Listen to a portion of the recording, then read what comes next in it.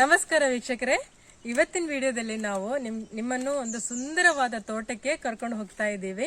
ಈ ವಿಡಿಯೋವನ್ನು ನೀವು ಸ್ಕಿಪ್ ಮಾಡದೆ ಫುಲ್ ಆಗಿ ನೋಡಬೇಕು. ಯಾಕಂದ್ರೆ ಇಂಥ ಒಂದು ಸುಂದರವಾದ ತೋಟ ನಿಮಗೆ ನೋಡ್ಲಿಕ್ಕೆ ಸಿಗುವುದೇ ಅಪೂರ್ವ. ಈ ತೋಟ ಇರುವಂತಹದ್ದು ನಮ್ಮ ಕರ್ನಾಟಕದಲ್ಲಿ ಉಡುಪಿ ಡಿಸ್ಟ್ರಿಕ್ಟ್ ಅಲ್ಲಿ ಕುಂದಾಪುರ ತಾಲೂಕಿನಲ್ಲಿ ಆಲೂರು ಗ್ರಾಮದಲ್ಲಿ ಈ ತೋಟ ಇದೆ. ನಮ್ಮ ಕೊಲ್ಲೂರು ಮೂಕಾಂಬಿಕಾ ಕ್ಷೇತ್ರದ ಹತ್ತಿರದಲ್ಲೇ ಈ ತೋಟ ಬರುತ್ತೆ. ಸೊ ನಾವೀಗ ಟೈಮ್ ವೇಸ್ಟ್ ಮಾಡದೆ ಆ ತೋಟ ನೋಡ್ಲಿಕ್ಕೆ ಹೋಗೋಣ. ಎಲ್ರು ಬನ್ನಿ ನನ್ನ ಜೊತೆ.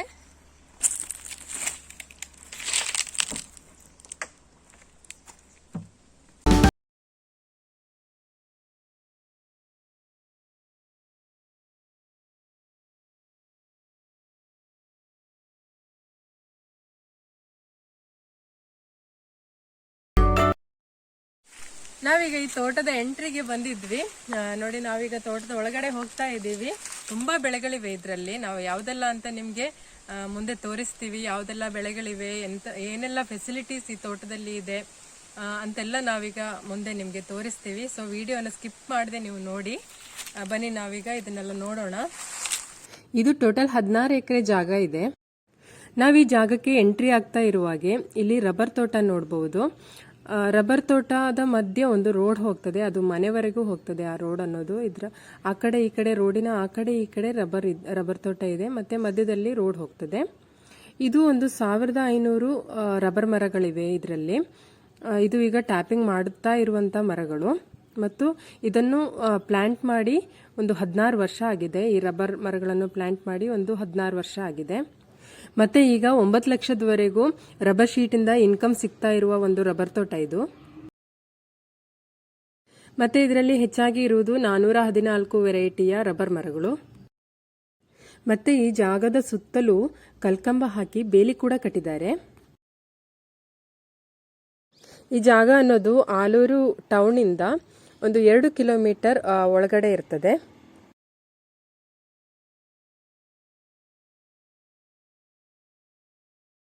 ಮತ್ತೆ ಈ ಕಡೆ ಬರ್ತಾ ಇರುವಾಗೆ ನಾವು ಅಡಿಕೆ ತೋಟವನ್ನು ನೋಡಬಹುದು. ಇದರಲ್ಲಿ ಮೋಹಿತ್ ನಗರ್, ಮಂಗಳ ಮತ್ತು ಶ್ರೀಮಂಗಳ ಈ 3 ವೆರೈಟಿಯ ಅಡಿಕೆ ಮರಗಳಿವೆ.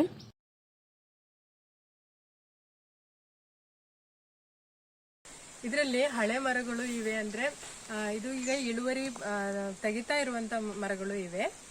ಮತ್ತೆ ಇದರಲ್ಲಿ ಚಿಕ್ಕ ಗಿಡಗಳನ್ನು ಕೂಡ ನೆಟ್ಟಿದ್ದಾರೆ. ಈಗ ಇದರಲ್ಲಿ ಈಗ ಫಸಲ್ ಕೊಡ್ತಾ ಇರುವಂತ 3500 ಅಡಿಕೆ ಮರಗಳಿವೆ.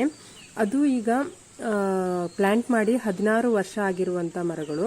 ಮತ್ತೆ ಇದರಲ್ಲಿ 3 ವರ್ಷ ಆಗಿರುವಂತ ಸಣ್ಣ ಗಿಡ ಕೂಡ ಈಗ ನೆಟ್ಟಿದ್ದಾರೆ. 3 ವರ್ಷ ಆಗಿದೆ ಅದನ್ನು ಪ್ಲಾಂಟ್ ಮಾಡಿ.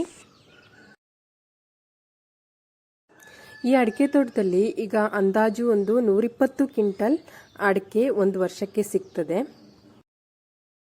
ಮತ್ತೆ ಈ ಜಾಗದ ಓನರ್ ಇದ್ದಾರಲ್ಲ, ಅವರು ಈ ತೋಟಗಳನ್ನೆಲ್ಲ ಚೆನ್ನಾಗಿ ಮೇಂಟೆನೆನ್ಸ್ ಮಾಡ್ಕೊಂಡು ಹೋಗ್ತಾ ಇದ್ದಾರೆ. ಅಂದ್ರೆ ಕರೆಕ್ಟ್ ಟೈಮಿಗೆ ಅದಕ್ಕೆ ಗೊಬ್ಬರ ಹಾಕ್ತಾರೆ, ಮತ್ತೆ ಔಷಧಿ ಸಿಂಪಡಣೆ ಆದರೂ ಕರೆಕ್ಟ್ ಟೈಮಿಗೆ ಮಾಡ್ತಾರೆ. ಮತ್ತೆ ನೋಡಿ, ತೋಟದಲ್ಲಿ ಕಾಡು ಕೂಡ ಬೆಳಿಲಿಕ್ಕೆ ಬಿಡುವುದಿಲ್ಲ, ಅದನ್ನು ಆಗಾಗ್ಗೆ ತೆಗಿತಾ ಇರ್ತಾರೆ. ತೋಟ ಎಲ್ಲ ಒಳ್ಳೆ ಕ್ಲೀನಾಗಿ ನೀಟಾಗಿ ಇಡ್ತಾರೆ ಅವರು. ಆದ್ರಿಂದ ಇದಕ್ಕೆ ಈ ತೋಟಕ್ಕೆ ರೋಗಗಳು ಕೂಡ ಬರುವುದಿಲ್ಲ, ಮತ್ತೆ ಫಸಲು ಕೂಡ ಚೆನ್ನಾಗಿ ಕೊಡ್ತದೆ ಇದು. ಈ ತೋಟ ನೋಡುವಾಗಲೇ ನಿಮಗೆ ಗೊತ್ತಾಗುತ್ತೆ ಇದು ಎಷ್ಟು ನೀಟಾಗಿ ಅವರು ಎಷ್ಟು ಚೆನ್ನಾಗಿ ಮೇಂಟೆನೆನ್ಸ್ ಮಾಡ್ಕೊಂಡು ಹೋಗ್ತಾ ಇದ್ದಾರೆ ಅಂತ.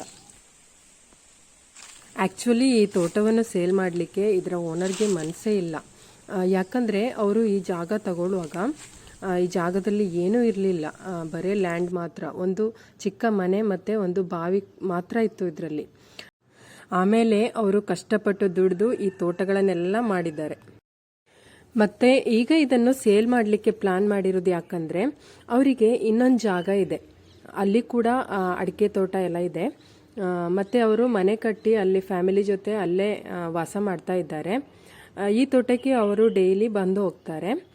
ಮತ್ತೆ ಈ ತೋಟವನ್ನು ನೋಡ್ಕೊಳ್ಳಿಕ್ಕೆ ಲೇಬರ್ಸ್ ಅನ್ನು ಕೂಡ ಇಟ್ಟಿದ್ದಾರೆ. ಈಗ ಅವರಿಗೆ ಸ್ವಲ್ಪ ಹೆಲ್ತ್ ಇಶ್ಯೂಸ್ ಎಲ್ಲ ಇರೋದ್ರಿಂದ ಆ ಕಡೆ ಈ ಕಡೆ ಓಡಾಡಲಿಕ್ಕೆ ಎಲ್ಲ ಸ್ವಲ್ಪ ತೊಂದರೆ ಆಗುತ್ತೆ. ಸೊ ಅದಕ್ಕೋಸ್ಕರ ಅವರು ಈ ಜಾಗವನ್ನು ಸೇಲ್ ಮಾಡಲಿಕ್ಕೆ ಈಗ ಪ್ಲಾನ್ ಮಾಡಿದ್ದಾರೆ.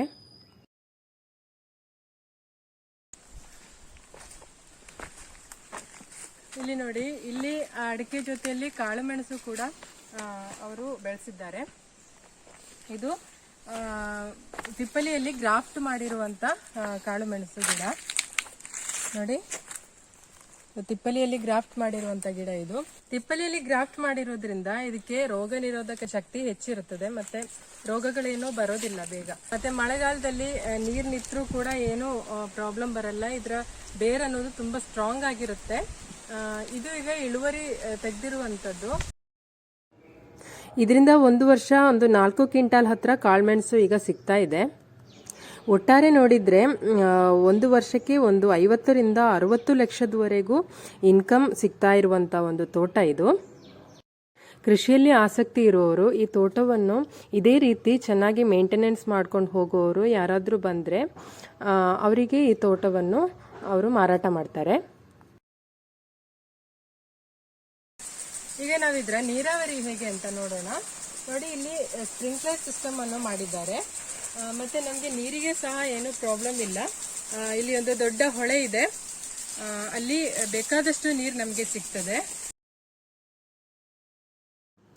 ನೋಡಿ, ಈ ಜಾಗದ ಕೆಳಗಡೆ ಉದ್ದಕ್ಕೆ ಹೊಳೆ ಇದೆ, ಮತ್ತೆ ಮೇಲ್ಗಡೆ ರೋಡ್ ಕೂಡ ಇದೆ. ಆ ರೀತಿ ಇದೆ ಈ ಜಾಗ ಅನ್ನೋದು.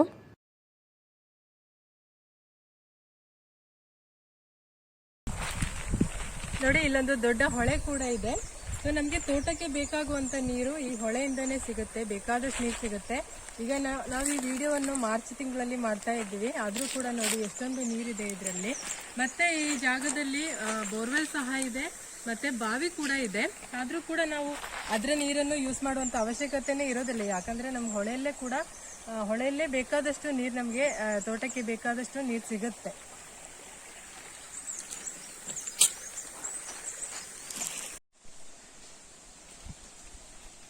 ನೋಡಿ, ಇಲ್ಲೊಂದು ಬಾವಿ ಇದೆ. ನೋಡಿ, ಒಂದು ದೊಡ್ಡ ಬಾವಿ ಇದೆ.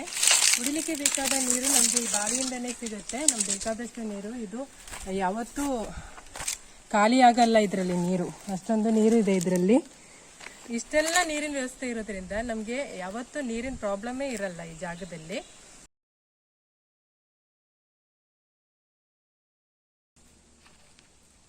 ಮತ್ತೆ ನೋಡಿ, ಇಲ್ಲಿ ಒಂದು ಬೋರ್ವೆಲ್ ಕೂಡ ಮಾಡಿದ್ದಾರೆ. ಮತ್ತೆ ಈ ತೋಟದಲ್ಲಿ ತೆಂಗಿನ ಮರಗಳು ಕೂಡ ಇವೆ.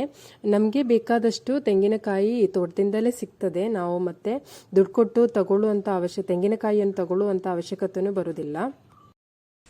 ಈಗ ನಾವು ಅಡಿಕೆ ಪ್ರೊಸೆಸಿಂಗ್ ಹೇಗೆ ಅಂತ ನೋಡೋಣ. ಇಲ್ಲಿ ಅಡಿಕೆ ಕೊಯ್ದು ಒಣಗಿಸ್ಲಿಕ್ಕೆ ತುಂಬಾ ಜಾಗ ಇದೆ. ನೋಡಿ, ಇಲ್ಲಿ ತುಂಬಾ ಜಾಗ ಇದೆ. ಅಡಿಕೆ ಕಣ ಮಾಡಿದ್ದಾರೆ. ಮತ್ತೆ ಸೋಲಾರ್ ಕೂಡ ಇದೆ. ನಮ್ಗೆ ಮಳೆಗಾಲದಲ್ಲಿ ಕೂಡ ಸೋಲಾರ್ ಅಲ್ಲಿ ನಾವು ಅಡಿಕೆಯನ್ನು ಒಣಗಿಸಬಹುದು.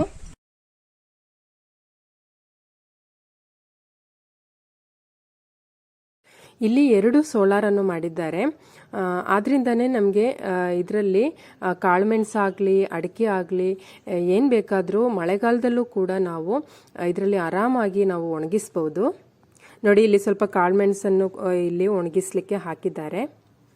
ಮತ್ತೆ ಈ ಕಡೆ ಇನ್ನೊಂದು ಸೋಲಾರ್ ಇದೆ ನೋಡಿ, ಇದರಲ್ಲೂ ಕೂಡ ನಾವು ಹೀಗೆ ಏನಾದರೂ ಒಣಗಿಸ್ಬೋದು. ಮಳೆಗಾಲದಲ್ಲಿ ಕೂಡ ನಮಗೆ ತುಂಬ ಯೂಸ್ ಆಗುತ್ತೆ ಇದು ಸೋಲಾರ್ ಅನ್ನೋದು. ಇಲ್ಲಿ ನೋಡಿ, ಇಲ್ಲಿ ಶೀಟನ್ನು ಒಣಗಿಸ್ಲಿಕ್ಕೆ ಇಲ್ಲೊಂದು ಸ್ಟ್ಯಾಂಡ್ ಥರ ಮಾಡಿದ್ದಾರೆ ನೋಡಿ.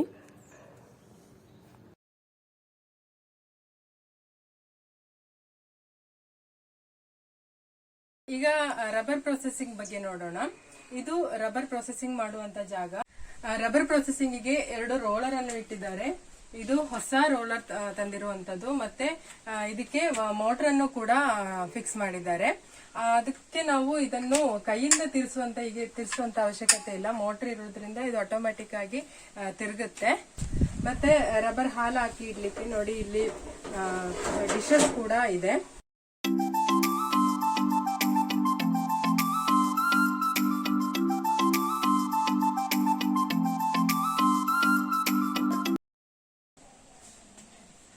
ಮತ್ತೆ ಅಡಿಕೆ ಸುಲಿಲಿಕ್ಕೆ ಮೆಷಿನ್ ಫೆಸಿಲಿಟಿ ಕೂಡ ಇಲ್ಲಿ ಇದೆ. ತುಂಬಾ ಅಡಿಕೆ ಇರೋದ್ರಿಂದ ಅಡಿಕೆಯನ್ನು ಹೇಗೆ ಸುಲಿಯೋದು ಅಂತ ಟೆನ್ಷನ್ ಮಾಡ್ಕೊಳ್ಳೋದು ಬೇಡ.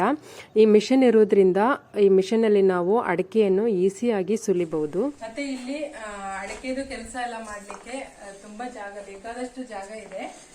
ಮತ್ತೆ ಇಲ್ಲೊಂದು ಚಿಕ್ಕ ಕೊಟ್ಟಿಗೆ ಕೂಡ ಇದೆ. ಬಾ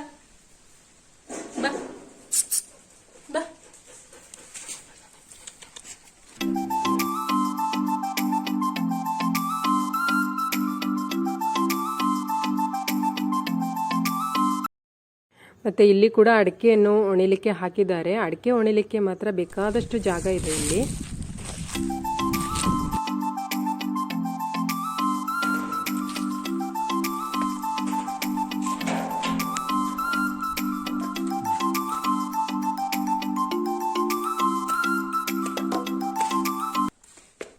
ಮತ್ತೆ ನೋಡಿ, ಇಲ್ಲಿ ಒಂದು ದೊಡ್ಡ ಗೋಡೌನ್ ಕೂಡ ಮಾಡಿದ್ದಾರೆ. ಇದರಲ್ಲಿ ನಾವು ಎಷ್ಟು 1000 ಚೀಲ ಅಡಿಕೆ ಬೇಕಾದ್ರೂ ನಾವು ಸ್ಟೋರ್ ಮಾಡಬಹುದು. ಅಡಿಕೆ ಮಾತ್ರ ಅಲ್ಲ, ಬೇರೆ ಏನ್ ಬೇಕಾದ್ರೂ ಇದರಲ್ಲಿ ನಾವು ಸ್ಟೋರ್ ಮಾಡಬಹುದು. ಅಷ್ಟು ಬೇಕಾದಷ್ಟು ಸ್ಪೇಸ್ ಇದೆ ಇದರಲ್ಲಿ.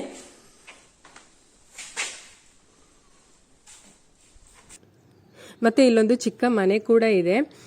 ಈ ಮನೆಯಲ್ಲಿ 2 ರೂಮ್, ಟಾಯ್ಲೆಟ್, ಕಿಚನ್ ಇದೆಲ್ಲ ಇದೆ ನೋಡಿ. ಮತ್ತೆ ಇಲ್ಲಿ ಲೇಬರ್ಸಿಗೆ ಊಟ ಮಾಡ್ಲಿಕ್ಕೋಸ್ಕರ ಈ ತರ ಮಾಡಿ ಇಟ್ಟಿದ್ದಾರೆ.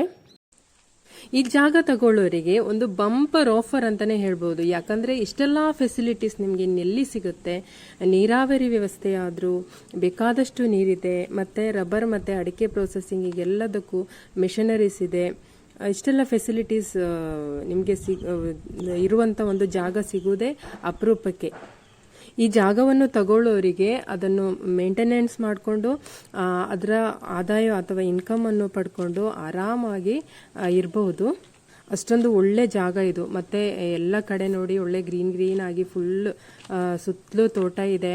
ಮತ್ತೆ ನಾವು ಇಲ್ಲಿ ಈ ತೋಟದೊಳಗೆ ಹೋಗುವಾಗಲೇ ನಮ್ಮ ಮೈಂಡ್ ಎಲ್ಲ ಒಳ್ಳೆ ರಿಲ್ಯಾಕ್ಸ್ ಆಗುತ್ತೆ. ಅಷ್ಟೊಂದು ಸುಂದರವಾದಂಥ ತೋಟ ಇದು. ವೀಕ್ಷಕರೇ, ನಿಮ್ಗೆ ಈ ತೋಟ ಇಷ್ಟ ಆಗಿದೆ ಅಂತ ನಾನು ಅನ್ಕೊಳ್ತೀನಿ. ಒಂದು ವರ್ಷ 50ರಿಂದ 60 ಲಕ್ಷದವರೆಗೂ ಇನ್ಕಮ್ ಸಿಗುವಂತ ಒಂದು ತೋಟ ಇದು. ಮತ್ತೆ ಇದರ ಓನರ್ಗೆ ಈ ತೋಟವನ್ನು ಸೇಲ್ ಮಾಡ್ಲಿಕ್ಕೆ ಕೂಡ ಪ್ಲಾನ್ ಇದೆ.